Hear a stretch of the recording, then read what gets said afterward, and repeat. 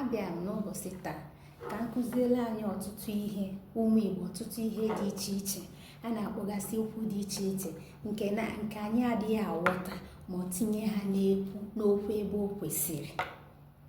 Biko achọrọ m ka ige ntị ọfụma ka ịghọta ihe nji aka wee bịa n'ụbọchị taa, ma ama m na ọ ga-abalụ gị uru na ịghọta ya.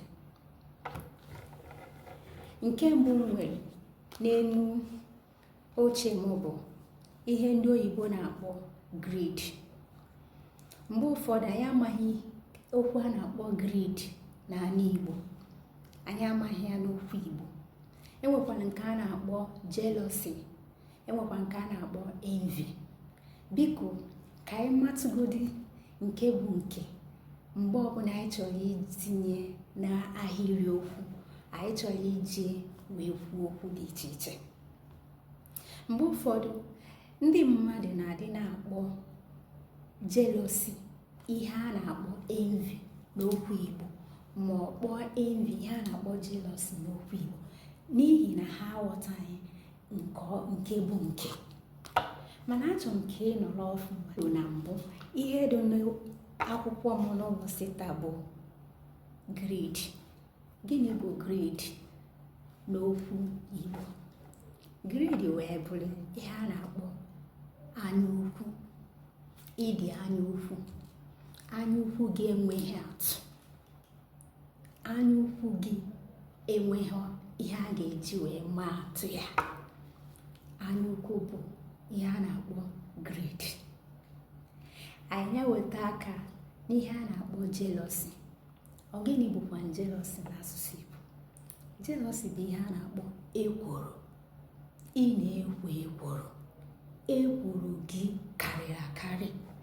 Mgbe ụfọdụ ndị mmadụ na-akpọ ekworo anya ọkụ, mana ọ bụghị ya. Ekworo bụ jealousy.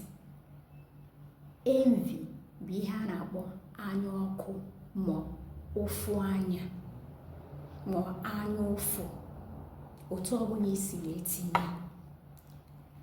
Anya ọkụ abụghọ jealousy, anya ọkụ bụ envy, anya ụfụ bụ envy, ụfụ anya bụ envy. Ekworo ka a na-akpọ jealousy. Isi ike wee ghọta nke bụ nke.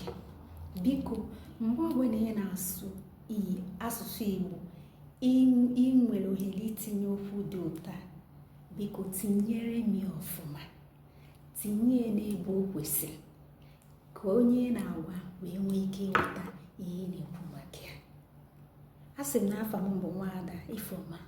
Biko nyelu m aka, ọ bụ na o nwere ihe ịmụta, nyelu m aka tụsa ozi ya, kọwara ndị ama ha maka ya ka ha nwee ike ịmara.